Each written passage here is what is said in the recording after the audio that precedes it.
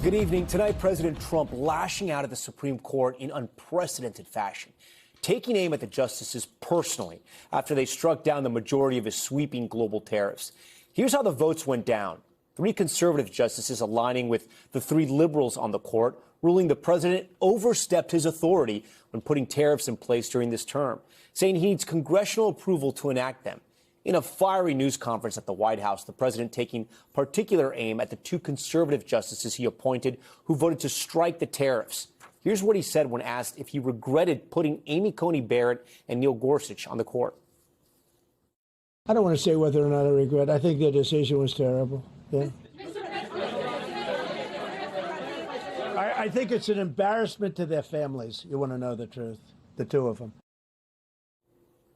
But a question notably not answered in the court's decision whether the federal government should refund the more than $130 billion that importers have already paid in tariffs. You'll hear from some of those business owners in a moment now demanding their money back.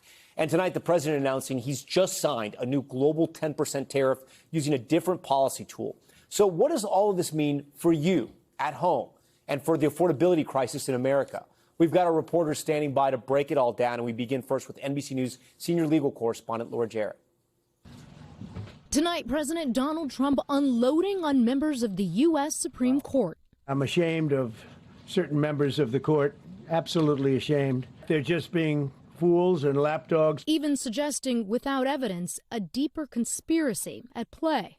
It's my opinion that the court has been swayed by foreign interests. The president taking particularly sharp aim at the very justices he appointed after the high court struck down most of the tariffs he imposed on virtually every U.S. trading partner. This was an important case to me, more as a symbol of economic national security. To show you how ridiculous the opinion is, however, the court said that I'm not allowed to charge even $1. I can't charge $1. Not a single dollar because of the specific law he relied on to enact a sweeping series of tariffs last year. The ruling, authored by Chief Justice Roberts, with Justice Barrett and Justice Gorsuch joining the liberals today, finding the power to impose tariffs is a taxing power generally for Congress, not the president in this case. Writing, when Congress grants the power to impose tariffs, it does so clearly and with careful constraints. It did neither here. The majority opinion, however, silent about what should happen to the more than $130 billion in estimated tariff revenue already collected from U.S. companies to date. Justice Kavanaugh, in dissent, warning of an imminent mess, saying the United States may be required to refund billions of dollars to importers who paid the IEEPA tariffs, even though some importers may have already passed on costs to consumers or others. I guess it has to get litigated for the next 2 years. For companies like VOS Selections, a family-owned wine business, and one of the lead plaintiffs that sued over these tariffs, the legal battle is far from over. Do you plan to seek a refund? Absolutely. We all are. While tonight, the president already taking a different route, announcing he signed a new global 10% tariff on all countries, vowing it will take effect almost immediately. Okay. With that, Laura Jarrett joins us, along with Christine Romans and Ryan Nobles at the White House tonight for us. Laura, I'm going to start with you. This 10% global tariff, what do we know about it? Is it legal? Will it last? So it's definitely legal to the extent that there's a provision in the law for it. The issue is that it's less than ideal, which is why he didn't use it in the first place. So it has time constraints. He's only supposed to use it for 150 days. And beyond that, there's supposed to be congressional approval. Query is, does he just keep re-upping it? Right. In which case, someone's legally going to try to challenge that again. There are other avenues he can use. That's not the only one at his disposal. But even those times, he has to make certain findings. He has to do an investigation, all of which requires work and time. Okay. And then, Christine, the question to you, will prices now come down? Well, look, clearly tariffs at the border raise prices for so many of these importers. So this is a good development on the affordability cost of living front. Remember that the White House had said tariffs do not add to consumer prices. They had insisted on this. But, Tom, in recent weeks and months, they started rolling back some of these tariffs quietly on their own because there are things that we don't make in the United States, that we were importing, and then they had these big tariffs on them, so they started to roll those back. I think that was a tacit acknowledgement that when you put tariffs on things at the border, it can raise costs for Americans. And explain this to our viewers. The stock market was up today. Yeah. The stock market had baked this in. They thought this would happen, right? Some of those earlier arguments, it was pretty clear that these justices were very skeptical of the president's ability. So many on Wall Street had thought that maybe this was going to be overturned. But even considering there's a new 10% tariff on everything, that's a lot lower than the costs that many of these businesses have been dealing with for almost a year. So at least in the near term, depending on what the president does with his other authorities, at least in the near term, this is a big cost out of the system for American companies. And of course, what does Wall Street reflect? Not necessarily how Main Street's doing, but how Wall Street is doing. And it's a good development, at least near term, for Wall Street. Let's go to the White House. And Ryan, there you had quite the exchange with the president today. You were asking him why he just doesn't work with Congress to get the tariffs passed. Here's what he said. I've always had the right to do tariffs, and it's all been approved by Congress, so there's no reason to do it. All we're doing is we're going through a little bit more complicated process, not complicated very much, but a little more complicated than what we had. We'll be able to take in tariffs, more tariffs. And the Congress people and the Congress, the Canadian tariffs last week. There's been votes in the Senate against it. Yeah, because we lost 2 Republicans or 3 Republicans because they're not good Republicans. What you don't say, you don't say that we got 215 votes. You need 218 for something to pass. Yeah, sure we do. We might have lost 3 votes, and what was the score on the Republican side? 215 to 3, right? But you don't say that. We have great unity. There's great unity in the Republican Party. All right, Ryan, you pointed out to the president it's not just Democrats who oppose the tariffs. Republicans did too. How big of a hurdle will it be moving forward? Could he pass this in Congress? This is the reason the president is going the route of trying to do this on his own, because there simply are not the votes in Congress to make it happen. And not just with individual countries that he might try and install tariffs on, but this idea of a broad-based tariff against everyone is something that there is very little support for in Congress. The support he does have comes from Republicans who are loyal to him to a fault and will never buck him for any reason at all. The fact that you're seeing so many Republicans come out and vocally oppose this and support the decision by the Supreme Court today shows how toxic this issue is on Capitol Hill. And as I pointed out to the president in our exchange today, he can talk all he wants about how a majority of Republicans may be in supportive of these tariffs, but he needs Democrats as well. He needs a majority of everyone in Congress, not just the Republicans. And something like this would require 60 votes in the Senate, and that would mean Democrats would have to get on board, at least a few Democrats. And right now, that support just does not exist on Capitol Hill. And Ryan, while we have you there, reminder of viewers, the president will be coming face to face with the Supreme Court justices likely next week at the State of the Union on Tuesday. Yeah, that's exactly right. And in the past, not every Supreme Court justice ends up showing up for the State of the Union. Sometimes you might see half, maybe 3/4 of the Supreme Court justices show up and be a part of that speech. But it will be the first time that we'll have the president and the Supreme Court justices in the same room. Just a couple of days after he personally attacked them and said in some cases their families should be ashamed of them for how they voted and ruled on this particular issue, Tom. Laura and Christine, I still have some questions for you. So, Laura, we mentioned there in the story that they didn't talk about the refunds. Yeah. They decided not to mention that. So what happens now? You talk to these small business owners. They said, listen, we paid all these tariffs. It's illegal. We want our money back. What happens? Yeah, I think you're going to see a flurry of action down in the lower courts now. And we saw even before this decision came down, I think something like hundreds, if not maybe 1,000 lawsuits were filed with people knowing, oh, shoot, I want to get in line in case the Supreme Court comes down on my side. And so I think that's where you're going to see the action now play out.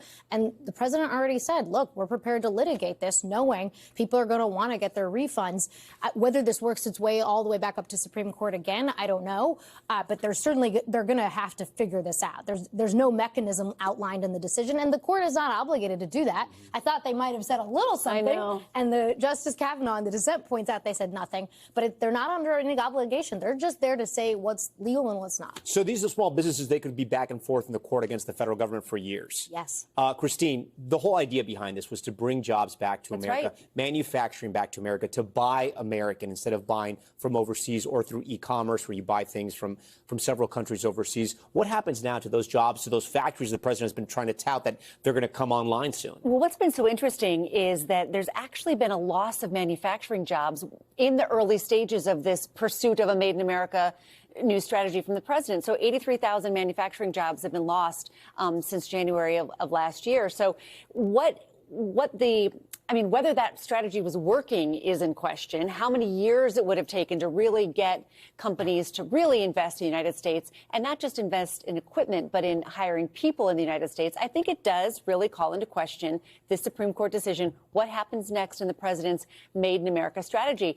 And fascinating, anecdotally today, talking to people at the ports and talking to people who are importers, there's already a rush to get foreign-made stuff into the U.S. ahead of even higher tariffs that the president could promise later. This is what happened last year that really distorted kind of our trade picture. People try to get ahead of the tariffs. You're seeing that already again. Okay, Christine and Laura, so great to see you. Ryan as well. We thank you for all your great reporting. We have new details tonight in the search for Nancy Guthrie, now on day 20, which is so hard to even say. Authorities say they're not ruling out the possibility that there's more than one suspect. As NBC News is learning tonight, some agents are being rotated to keep fresh eyes on the case. Kelly O'Donnell has the latest. Day 20. The ribbon on the lamppost, a marker for where is Nancy Guthrie. Today, the Arizona Attorney General remains encouraged. I certainly don't consider it a cold case yet. This is a ongoing, very active investigation. An FBI official tells NBC News some agents and analysts are being rotated to keep fresh eyes on the case. While inside the Tucson FBI field office, the command post remains fully staffed and active and will continue to be, according to a second FBI official. Active right now, newly submitted security videos from neighbors are being reviewed. Cell phone data and DNA from the crime scene being analyzed. Today, Pima County Sheriff's officials noted they do not rule out the possibility that more than one person may be involved. Tucson Congresswoman Adelita Grijalva. There is cooperation and collaboration, and that's good news for the Guthrie family and for Nancy Guthrie. You find that reassuring? Absolutely. We want everyone that has expertise to be working on this case. Including a different group with expertise, known as the Searching Mothers of Sonora. These women say they have a proven track record of finding missing persons back home in Mexico. Now they're here, offering their experience to this search. All right, Kelly O'Donnell. Kelly, I was just sort of stunned by that last piece in your report there. Do we have any more information about the kind of work the Searching Mothers of Sonora could be doing in Tucson? Well, they are offering their expertise to do the kinds of searches they do at home in Mexico. And this group has a real track record. They do gritty, difficult, dangerous work trying to locate those who are missing. And they have a real success rate finding both living missing persons that they restore to their families or returning remains to loved ones. In both cases, that ends a lot of the heartache that families feel. Now, a lot of the work they do in Mexico deals with violence related to cartels. That's part of what makes it so dangerous for them. By volunteering their experience here, when the county sheriffs and authorities here want to do grid searches or have an area that they want to further investigate, that could be one of the ways these mothers would be able to contribute their know-how. But they were moved by this, and coming to Tucson is a way to say they understand the heartache and they wanted to do something to help. Tom? Kelly O'Donnell with a lot of new reporting tonight for us. Kelly, we thank you. I want to bring in two of our experts who have been watching this case closely from the beginning. Mary Ellen O'Toole, retired senior FBI profiler. Evie Pampouras, former Secret Service special agent and NBC News law enforcement analyst. I thank you guys both. Mary Ellen, I'm going to start with you tonight. I want to ask you about this theory out there that there could be more than one suspect. Based on what we know about the type of crime committed here, do you think it was a lone wolf, or do you think it could have been multiple people getting together? Well, they're always going to be open to multiple offenders or multiple kidnappers. But here's the issue with multiple kidnappers, especially at this point in time. Now they would be looking for two people that are probably not getting along, two people that have not benefited from the case if it was for ransom. Two people who now have had to change their lifestyles so that they can get out of the area or stay in touch with Nancy and basically take care of her. So when you have two people, it really magnifies the issue for both people. And again, I think one of the biggest things I've seen in my career as an FBI agent, that two people in a case like this, where there have been some problems, there's in-house fighting, and two people don't get along or agree on how it should be resolved. They're keeping it open, but it's more and more, to me, looking like a single person.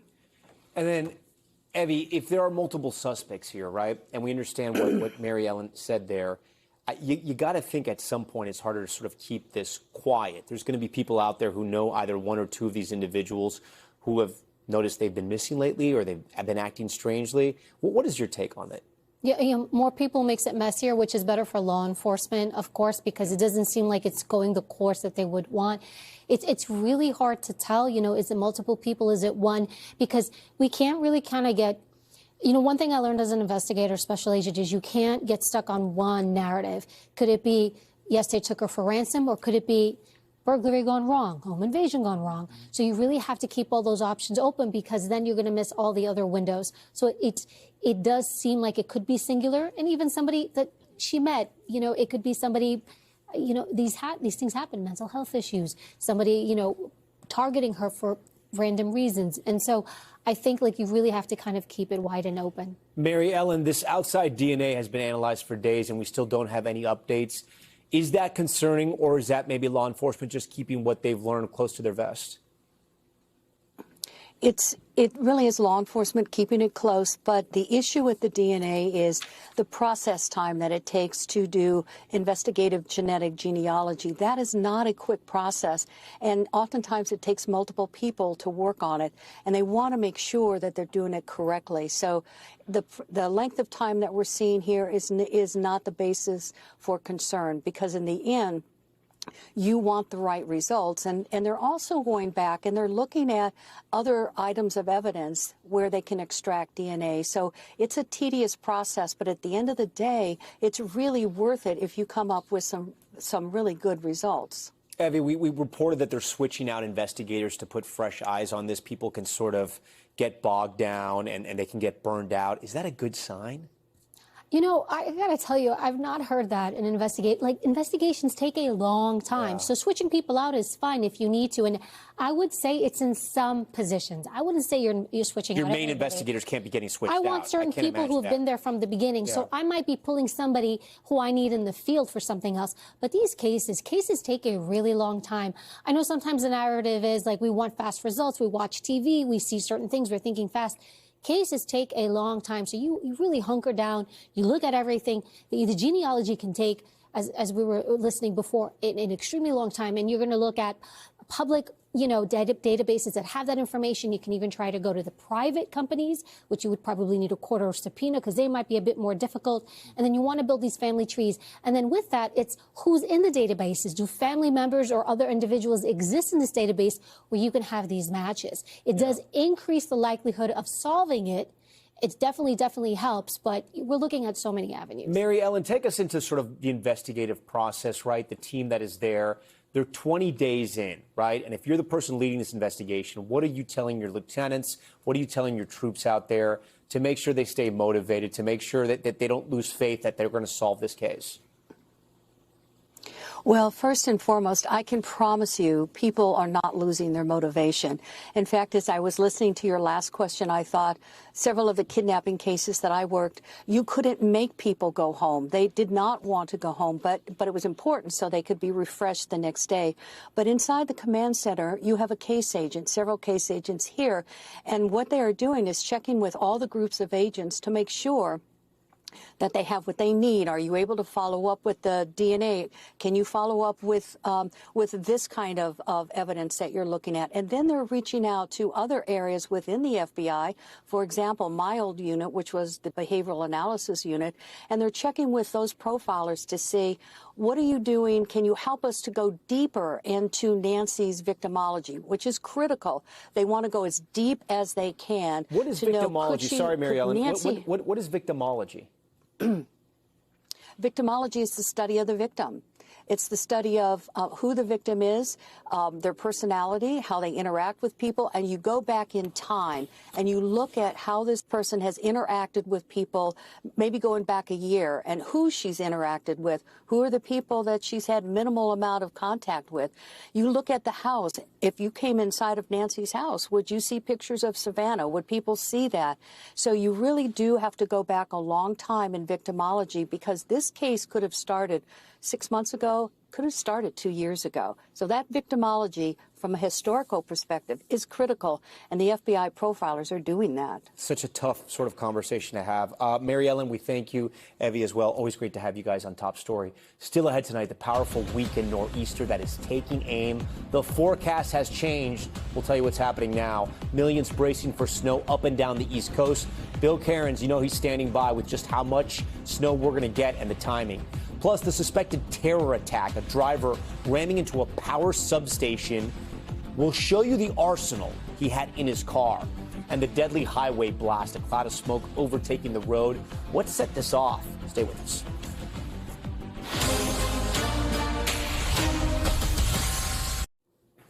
We're back now with major cities on high alert for a powerful weekend nor'easter set to slam millions.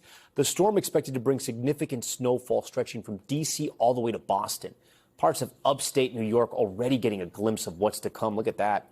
I want to get right to our friend, meteorologist Bill Cairns. Bill, what's the latest on this track? We know it's changed. It has. And the timing for this one. Yeah, we knew yesterday we'd have a powerful storm. It was looking more off the coast, glancing blow. Now it's anything but. It looks harmless now. It's just a little swirl there coming out of Colorado. But by the time we take this through Saturday night into Sunday morning, that's when it starts to grow and expand. So tomorrow, just a little bit of rain in the southeast and light snow in the central Appalachians. And then you just look at all the blue and white on this map. That's the snow just expanding rapidly, especially Sunday night. And then the storm really intensifies into Monday morning. Blizzard conditions, southern portions of New England, definitely out on Cape Cod. And so, you know, what has changed is mostly how much snow we're going to get and the intensity of the winds will be with the storm. Already winter storm watch is up for 37 million. We'll add more to this, but if you're already in a winter storm watch, that pretty much means you're going to see the worst of this storm. So we'll expand these, and I think we'll even get blizzard warnings issued as we go through probably Sunday morning. And as far as snow totals go, isolated areas up to 2 feet from the Jersey Shore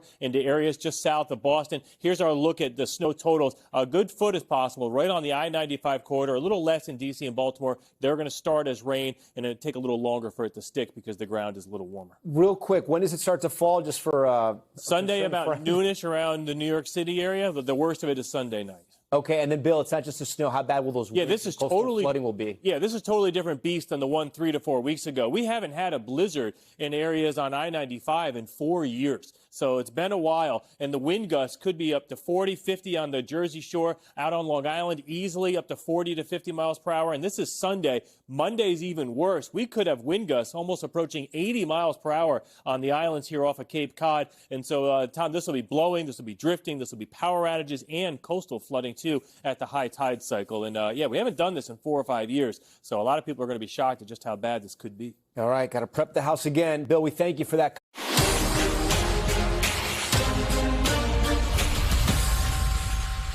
We're back now with the investigation into a possible terrorism incident near Vegas. Police say a man drove across the country to intentionally crash into a power substation. And inside of his car and hotel room, an arsenal of weapons and bomb materials. Here's NBC's Camila Bernal. This is the moment a 23-year-old deliberately drives through a secure gate at a power facility in Las Vegas. And tonight, authorities are describing it as possible terrorism. The suspect referred to himself as a dead terrorist's son and stated he felt he had an obligation to carry out his act. The suspect, who we're not naming or showing, drove here from New York. These wire reels stopped him after breaking through perimeter fencing of the facility on Thursday. The sheriff believes he then shot and killed himself. In his rental car and hotel, authorities say they found these weapons, a number of explosive materials, pipes, gas, and these flamethrowers, and multiple books with extremist ideologies. Additionally, we discovered the suspect was wearing soft body armor at the time of this incident. Authorities are unclear if the driver's goal was to knock out the substation. Investigators are still searching for a motive. And authorities said the family had reported the suspect missing, but had been in touch with him right before this incident. The sheriff saying they're still going through his digital footprint to try to figure out why he did this. But authorities also using this to remind people that if they see something, they should definitely say something. Tom? Always a good reminder. Camila, thank you. We turn out a Top Stories news feed. We start in Milan with an update on the Winter Olympic Games. The U.S. men's hockey team securing a spot in the final after dominating Slovakia today, 6-2. Team USA now set to face off against Canada on Sunday. The Americans looking to capture their first gold medal since, yep, that's right, the 1980 Miracle on Ice. Dramatic rescue in Colorado after a car went into a freezing lake. First responders rushing to the scene. Wow, look at this. Pulling an unconscious man out of the submerged vehicle, they let her smash the sunroof to make sure no one else is trapped. Police say that man is now recovering in the hospital in critical condition. 4 of those first responders were also treated for hypothermia. Wow. And a major recall is hitting Trader Joe's grocery stores all across the country. The company behind these frozen chicken fried rice meals saying it's recalling more than 3 million pounds of the product because it might contain pieces of glass. So far, no reports of anyone getting sick or hurt, but officials are urging people to throw out the meals or return them to Trader Joe's. And an update on a story we've been following here in Top Story about a first-of-its-kind journey across Antarctica. We just learned American explorer Colin O'Brady has officially completed the longest solo and unsupported one-way polar ski trip. He says he covered 940 miles and set the record for the most days alone in Antarctica, 100 days in all, but he came up short of his original goal of crossing the entire continent. Still pretty cool. Okay, time now for Global Watch. We head to Chile, where at least 4 people were killed and 17 injured in a gas truck explosion. Those horrifying moments caught on camera. We want to warn you, some of these images are graphic. NBC's George Solis has more. The images surreal. A towering cloud of smoke followed by an intense explosion of fire that sends bystanders scrambling. A terrifying scene unfolding Thursday in Santiago, Chile, after a tanker truck carrying liquefied gas ignited into an inferno near a major highway and industrial area, according to Chilean authorities. Authorities say the driver somehow losing control and crashed, overturning before the blast. Police saying, as a result of this and the flammable product it was transporting, an explosion occurred. Watch as the explosion sends heavy black smoke billowing into the air.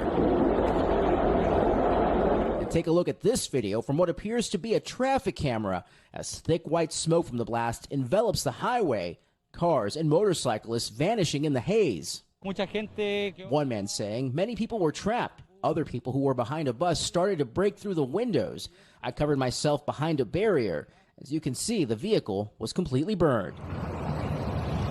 Authorities say at least 4 people, including the driver, are dead, and at least 17 others were injured in the blast that authorities say could be felt more than 600 feet away. One victim suffered burns over 100% of their body. 4 others sustained burns covering more than half of their bodies, according to an official. The intensity of the explosion also damaging more than 50 cars, some catching fire. Videos posted to social media capturing the harrowing aftermath of smoldering debris and bodies. NBC News has reached out to the gas company the driver was working for but have not heard back. Tonight, the investigation into what led up to this catastrophe is ongoing. Tom? George Solis, we thank you. There are others who are watching you, who know what I know, and whereas I can respect and admire your passion, they will use it against you. Mulder, the truth is out there, but so are lies. That classic scene from the X-Files reinforcing the big question tonight, are UFOs really out there? We might get more answers soon after President Trump's promise to release the Pentagon's files on unidentified objects. NBC senior correspondent Tom Costello has more. President Trump's Truth Social post kind of suggests the government knows something. ordering the Pentagon and other agencies to begin the process of identifying and releasing government files related to alien and extraterrestrial life, UFOs, and any and all other information. So does the government have hard data on aliens? Congress has held hearings amid a surge in reported sightings, but famed astrophysicist Neil deGrasse Tyson is skeptical. Just because you see something and you don't know what it is, you can't then say it must be aliens visiting from outer space. Trump says he's acting because of the tremendous interest shown following President Obama's comments. Well, he gave classified information. He's not supposed to be doing that. But this is what Obama actually said when asked in a lighthearted interview if aliens are real. They're real, but I haven't seen them. There's no underground facility unless there's this enormous conspiracy and they hid it from the President of the United States. Obama later said he was only speculating that aliens are real because the universe is so big.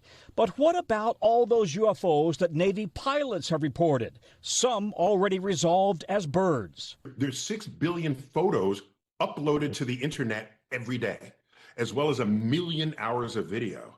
And none of them has a sharp image of an alien coming out of a spacecraft, abducting you. None of that. And I'm disappointed. Like many physicists, Tyson says the laws of physics would make intra-universal space travel impossible, even for aliens, unless they know something we don't. Tom? Tom Costello, our thanks to you. For more on the possibility of life beyond our planet, I want to bring in former Navy pilot Ryan Graves, who was one of the first military members to publicly testify before Congress about UFOs. Ryan joins Top Story tonight. Ryan, before we start, I want to play a little of your testimony in 2023 to Congress. Let's listen. I urge us to put aside stigma and address the security and safety issue this topic represents. If UAP are foreign drones, it is an urgent national security problem. If it is something else, is an issue for science. In either case, unidentified objects are concerned for flight safety. The American people deserve to know what is happening in our skies. It is long overdue. Ryan, you got a little bit more hair now than you did when you testified before. You've spoken extensively about multiple encounters with unidentified phenomenon in the sky. In the simplest terms, explain what you saw and how you knew it wasn't a plane or other man-made object. Yeah, thanks for having me on. We started seeing objects when we upgraded our radar in the 2012 to 2013 time period off the coast of Virginia Beach. Objects that were operating in an area, often at very high speeds or often absolutely stationary in very high winds and transiting between those two conditions. They'd be out there in groups nearly every day while we were operating, to the extent where we were having multiple near misses and having to cancel training due to too many objects in our areas.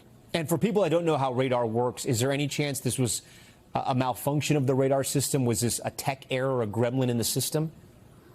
Yeah, that was our first assumption. It was a new system, new hardware, new software, potentially an error. And that's how we operated at first. But shortly after that, we began to correlate and see these same objects across multiple sensors on our jet, from our infrared cameras, our electro-optical cameras, our electronic warfare systems, and the radar itself, all precisely giving us a very high-quality track. And eventually, we did see them with our eyeballs. What did you see with your eyeballs? We were seeing a dark gray or a black cube inside of a clear sphere. We had one of those go about 50 feet from our cockpit while we were entering the training areas, and that triggered the first investigation in our squadron. And it turned out people were seeing similar objects. They were seeing metallic spheres, elongated spheres, all of them exhibiting these same capabilities, and all of them out there on a regular basis. You and your Navy pilots are exchanging these stories, and you guys are all kind of recognizing the same things. And are you kind of telling each other, hey, I know this is weird, but did you see this? And what is this? Exactly. It wasn't making it into the official debrief. This is what we would share to each other after, a bit in whispers. But when it came that close to our jet, we were obligated to report it as a near miss.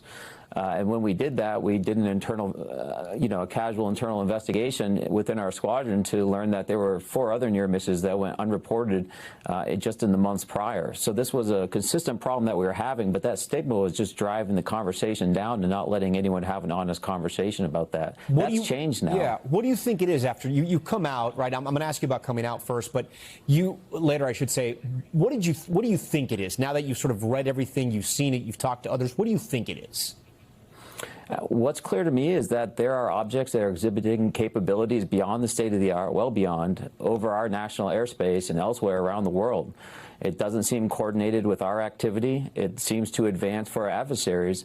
But where that leads us, I don't know. I applaud the steps that President Trump has taken right now to open up the database on this, so to speak, and his call to declassify this information. I hope finally we'll learn what we were seeing on the Eastern Coast and what pilots have been seeing around the world. Yeah, I mean, you don't have anything to gain from this, right? I should ask you that, to be fair, because it's hard to become a pilot. It's really hard to become a Navy pilot. And now you'll forever be known for what you're doing right now. Why did you choose to come out publicly with this? I chose to come out for very simple reasons. This was an issue that my colleagues on the East Coast and elsewhere in the Navy had to deal with on a regular basis, both from a near-miss potential where they were almost hitting these things, to the fact that this is a critical national security concern, to have objects that are operating within the same areas as our tactical jets, observing our tactics, our radio frequencies. We can't just let that slide and be unprepared for the next conflict. So for me, it was a no-brainer. It's what I was trained to do, to bring up issues like this. It just so happened in this case, no one really wanted to hear it. What exactly are you looking for in the release of these files that President Trump has promised? Some certainty with what we're dealing with. You know, ultimately, I think some of this information is going to have to remain classified. The means or location of detecting some of these objects may have to remain classified. But I think having some certainty to whether there is a there, are these something from another world? Are they something we don't have the right words for? Is this truly a mystery with what the government knows? The American people have to be on the same page if we're going to properly participate in this democracy, understanding the state of the world and reality. But Ryan, on that last point, I mean, I just want to ask you this. We're a tiny planet attached to a tiny star at the edge of a galaxy, right? Just speaking logically here, we have all these antennas, all these satellites that literally just spend time looking for other sounds, looking for other motion out in space of any type of intelligent life or anything else that could be a harm to the United States. How could this end up off the coast of Virginia and nobody knows? It would have to be a massive cover-up. Well, I don't necessarily know if it was a massive cover-up, but if you were looking over the horizon with your telescope looking for sails from another nation back 1,000 years ago, you might conclude that there's no other life anywhere else in the universe or on the other side of the continent. We're looking with the tools and the understanding of the universe that we have now. It doesn't mean that we're looking in the right place or for the right things, and there might be life around us that we just are unable to observe right now. Ryan Graves, I'll leave you with that last word. Very interesting. We thank you for coming on Top Story. That does it for us tonight. Thanks so much for watching Top Story. I'm Tom Llamas in New York. Stay right there. More news on the way. We thank you for watching, and remember, stay updated on breaking news and top stories on the NBC News app or watch live on our YouTube channel.